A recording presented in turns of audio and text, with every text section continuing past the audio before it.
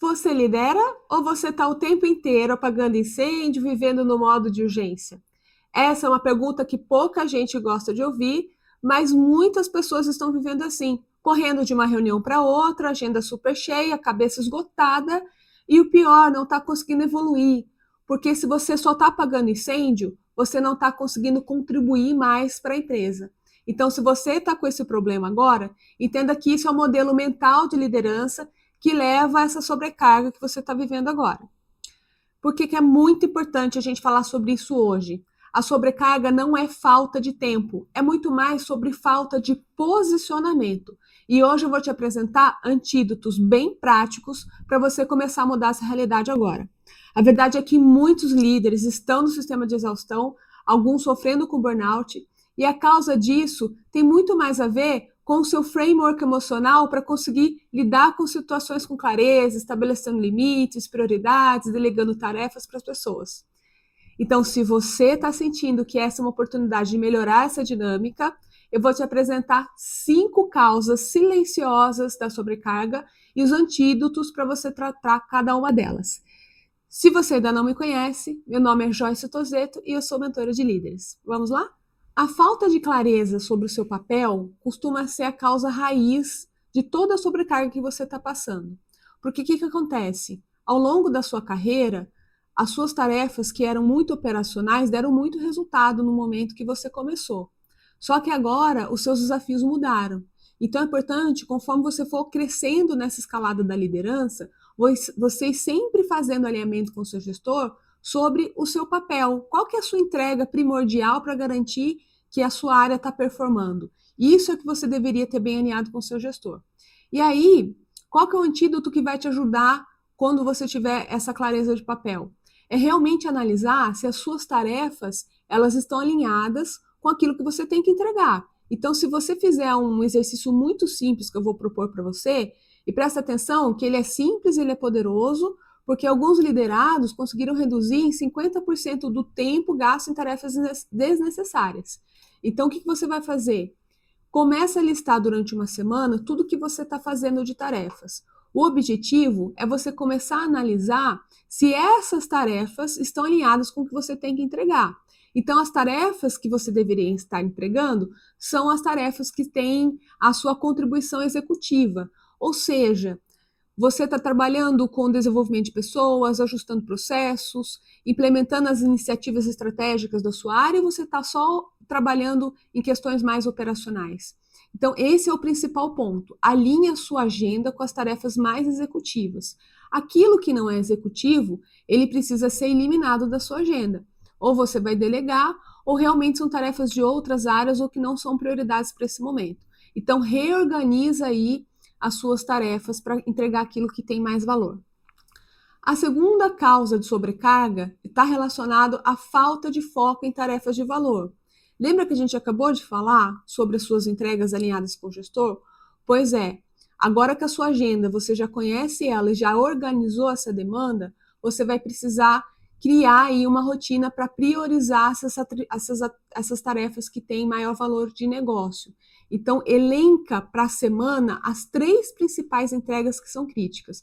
Você deve colocar a sua atenção e o seu tempo mais dedicado a essas principais tarefas. Lógico que você vai reservar na sua agenda um tempo para os imprevistos e outras questões que não estavam programadas, mas a sua agenda precisa estar com as rotinas para você garantir que essas atividades principais sejam realizadas. Às vezes são tarefas que demandam um esforço maior ou alinhamentos difíceis e a gente vai deixando para depois. Por isso que o fator emocional sempre vai impactar no nosso resultado. A gente precisa reconhecer essas tarefas e começar a priorizar elas para que elas sejam resolvidas o mais rápido possível. Terceiro ponto, um dos mais comuns que a gente encontra é você tentar resolver tudo sozinho. Então, aparece uma questão, ao invés de você tratar isso por meio da sua equipe, você é líder exatamente para executar por meio da sua equipe, você está pegando as tarefas para você mesmo resolver. Isso acontece por várias causas emocionais. Você não se sente confortável em delegar tarefas, porque você não tem segurança nas pessoas, porque você acha que vai ser muito mais rápido você resolver isso sozinho. Então, tem algumas causas que vão atrapalhando você a fazer essa preparação das pessoas para receber a tarefa.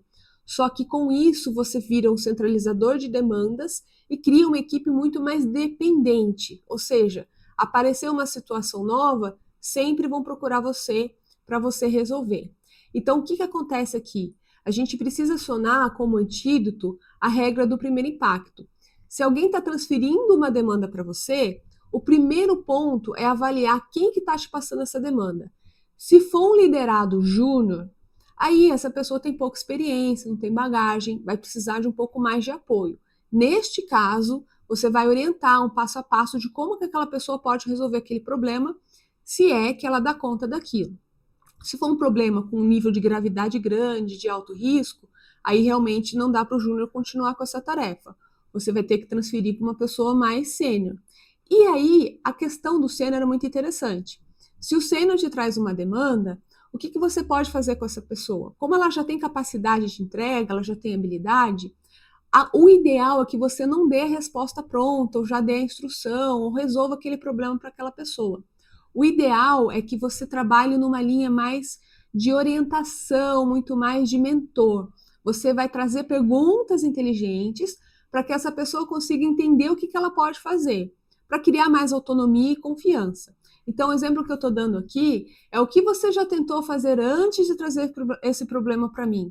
Então, segura a tendência de pegar a tarefa ou responder a solução para aquele problema logo de cara e cria esse senso crítico na sua equipe. Volta para a equipe para que eles pensem um pouco como resolver isso. Lógico que você vai sempre medir o nível de senioridade e a complexidade da tarefa, para verificar se a pessoa realmente dá conta daquilo. E aí toma cuidado. Uma vez feito isso, acompanha o avanço da resolução daquele problema. Quanto mais crítico, mais chance de dar um desvio, dar um problema, mais próximo você precisa acompanhar essa pessoa. Então, o terceiro caso muito comum, que às vezes passa desapercebido, é a nossa dificuldade de dizer não. Alguém pede alguma coisa e automaticamente, para ser colaborativo, para se tornar uma pessoa amigável e manter a relação boa, a gente acaba dizendo sim para tudo que a gente é envolvido.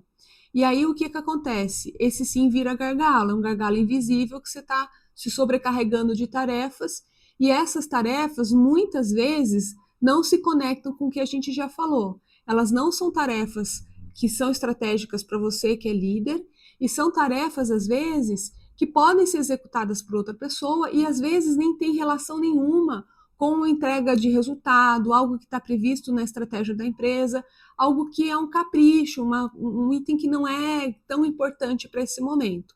Então, o que você precisa tomar cuidado aqui para lidar com esse automatismo de dizer sim para tudo que está aparecendo, né? Vai aceitando todas as tarefas que te passam.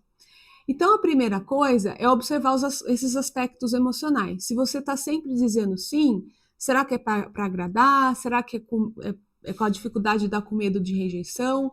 Existe algum aspecto emocional voltado a isso? Ou seja, tem um caso de uma mentorada que dizia sim para tudo, porque num determinado momento, enquanto ela era uma analista sênior, era interessante ela pegar bastante tarefas e ter protagonismo e espaço. É uma estratégia muito eficiente para quando você quer mostrar o seu trabalho. Só que depois que você vira líder, você não vai mostrar o resultado mais só fazendo muitas tarefas. Não é essa a ideia. A ideia é que você entregue resultado. Por isso, você tem que ter muita consciência de escolher as tarefas que você pode assumir. Elas estão alinhadas com o resultado que você precisa entregar? Então, esse é o primeiro ponto. Então, para acabar com esse automatismo, o que eu estou propondo aqui? Crie essas estratégias para desacostumar com o sim automático. Então, se te convido para alguma coisa ou te passa uma tarefa, você vai ganhar um pouco de tempo antes de responder. Então, você vai dizer o seguinte: olha, eu preciso pensar um pouco mais sobre essa demanda, porque não estava programada, eu tinha aqui alguns compromissos de entrega. Então, agora, nesse momento, eu preciso pensar um pouco. Posso retornar daqui a algumas horas ou amanhã? Ganha tempo para você sair do automático. E aí, qual que é a questão? Você vai ter que realmente avaliar se a tarefa está dentro do meu contexto, é estratégica, pode ser delegada para outra pessoa. E aí você vai dizer um não, quando realmente não tem nada a ver, você vai declinar aquela tarefa com um não, mas é um não que vem acompanhado com alguns argumentos, né? Olha, eu não posso pegar isso agora, porque eu tenho essas entregas, é uma meta que a gente tem estratégica, então nesse momento eu não posso contribuir, ou o sim aqui também, eu posso aceitar a tarefa, mas às vezes não exatamente conforme me pediram, não preciso fazer 100% do que pediram. Às vezes eu posso fazer uma parte dessa tarefa, ou às vezes eu posso executar isso daqui 2 semanas. Então é importante você também avaliar o que você pode negociar dessas tarefas. Eu entendo que às vezes vem um pedido de um diretor, de um executivo, e aí não dá para sair falando não. E aí é interessante a gente entender como que a gente lida para estabelecer limites. E esse é o último item aqui de hoje. O medo de impor limites, porque a gente não quer gerar desconforto com as pessoas. Então a gente acaba aceitando muitas tarefas e às vezes até desrespeitando aquilo que a gente tem como valores, né? Porque todo limite que ele é ultrapassado, ele não respeita os nossos valores pessoais. Eu vou apresentar então 2 antídotos, um voltado para o seu gestor e um voltado para a sua equipe. Então, quando o seu gestor está te pedindo uma tarefa ou te exigindo alguma coisa que para você não faz sentido, o que é importante você sempre fazer? Tenha combinados claros com o seu gestor sobre as suas metas, sobre as entregas do período. Então, para esse mês, ou para esse bimestre, para esse semestre, a gente está focado em tal entrega, ou a gente tem esse compromisso. Toda vez que o seu gestor, o seu superior imediato, trouxer uma demanda que entra em conflito ou vai concorrer com esses compromissos, é importante você fazer essa volta para o gestor, né? Para que ele entenda que, olha, isso que você está trazendo, se a gente pegar, ele vai causar tal impacto, ele vai ter tal resultado. Então, não é uma questão de declinar, é uma questão de trazer clareza e consciência sobre o impacto da tomada de decisão de fazer aquela tarefa ou não. Você, como líder, não vai deixar para o seu gestor pensar o que fazer, você já vai levar a sua análise a respeito daquilo. Então, se ele pede uma coisa nova, essa coisa faz sentido, realmente é mais importante? Então, o que da sua lista de entregáveis e compromissos você vai ter que renegociar?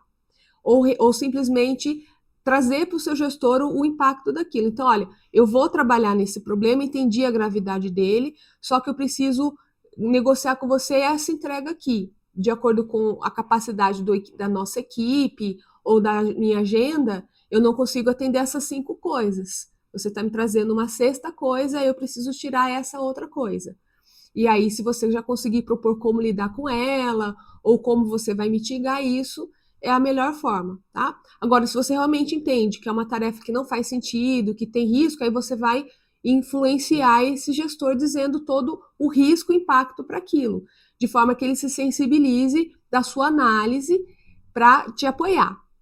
Às vezes esse gestor não vai te apoiar, né? Por mais que você leve todos os argumentos. Neste caso, ele assume junto com você a responsabilidade, o impacto. Então, olha, vou fazer isso, então tal coisa a gente está combinando que vai ficar para segundo plano, pode ser que não dê. E aí ele está assumindo com você esse risco. E aí com a sua equipe? Às vezes a equipe não está entregando, né? A equipe não está assumindo ali alguns compromissos que você estabeleceu com eles. E quando você não volta fazendo esse alinhamento de limites, a gente vai percebendo um certo abuso às vezes do horário, não cumpre horário, existe uma regra na empresa, ou qualquer outro combinado que existe aí entre vocês.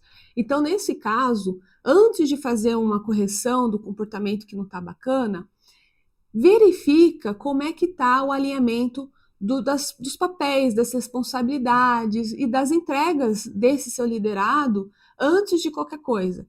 Alinha isso com ele precisa estar muito consciente do que é esperado dele e o quanto que isso está associado com a sua própria avaliação de desempenho, que a empresa costuma fazer todo ano, né? Então, faça esse alinhamento primeiro, e aí, se você perceber que o alinhamento não foi suficiente, você vai ter que atuar com feedback mais corretivo. E aí eu recomendo que vocês acionem um vídeo de feedback sobre desvio de resultado. Como é que você dá feedbacks para baixo desempenho?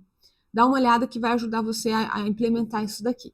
Isso tudo que eu estou trazendo para vocês, ele tem um potencial muito grande de conseguir fazer com que você tenha tarefas muito mais executivas e que te entregue muito mais resultado para o seu gestor. Eu tive mentorados que passaram por um processo de um acompanhamento mais próximo, mais individual, e em 2 semanas eles já tiveram um resultado muito significativo. Como eu comentei, ganho de tempo e ganho para conseguir trabalhar naqueles problemas mais graves, mais críticos que ninguém trabalhou. Isso é percebido pela sua gestão e isso conta muitos pontos para você começar a ser percebido como alguém mais estratégico. Dentro da minha mentoria, Programa de Liderança de Impacto Emocional, eu vou ajudar você a trabalhar alguns aspectos fundamentais para você alcançar esse e muitos outros resultados. O primeiro deles é redefinir o seu posicionamento de líder para sair desse modo operacional e assumir um papel mais estratégico. Se você não é percebido, não está sendo considerado para as demandas mais estratégicas, é porque você realmente não está conseguindo entender essa diferença e fazer essa transição de papel. Um outro ponto é aprender a fazer as delegações e a desenvolver o seu time mais autônomo, porque é exatamente isso, não dá para tentar fazer atividades mais executivas se você não tem uma equipe preparada e fica trabalhando nas atividades operacionais. Então, esse é um ponto-chave. O terceiro é conquistar o respeito do seu gestor através de conversas de alto nível. Então, a gente está falando de conversas estratégicas, onde você vai conseguir captar aquilo que é realmente necessário para que a empresa cresça. Do ponto de vista do seu gestor, o que você pode fazer para que o negócio tenha mais resultados e sua área passe a ter uma contribuição com muito mais protagonismo. Então, conseguir fazer isso, inclusive, com feedbacks bem estruturados. Um quarto ponto é a clareza emocional para lidar com essas questões de conflitos entre equipe, frustrações, falta de reconhecimento, porque normalmente muita gente aqui que vem fazer mentoria comigo fez uma infinidade de cursos, fez pós-graduação, mas não está conseguindo transformar esse conhecimento em uma ação prática, não está conseguindo ter resultado. E para isso, às vezes, e é muito comum, que existem alguns bloqueios emocionais. A minha dificuldade de não fazer não é exatamente não saber o que fazer, é por não ter coragem, por não ter apoio, por não ter um instrumento mais voltado ali para os seus pontos de dificuldade. A ideia é que você tenha um estilo único de conseguir se posicionar dentro da empresa, usando exatamente as suas características que te tornam uma pessoa, que podem te tornar uma pessoa de destaque. Então, antes de recapitular os pontos principais da aula, eu queria que você se lembrasse que tem aqui à disposição, no link aqui abaixo, o meu WhatsApp, que você pode entrar em contato comigo para entender um pouco mais sobre o meu programa de mentoria, como eu posso te ajudar. Vai ser ótimo a gente poder trocar algumas informações ali.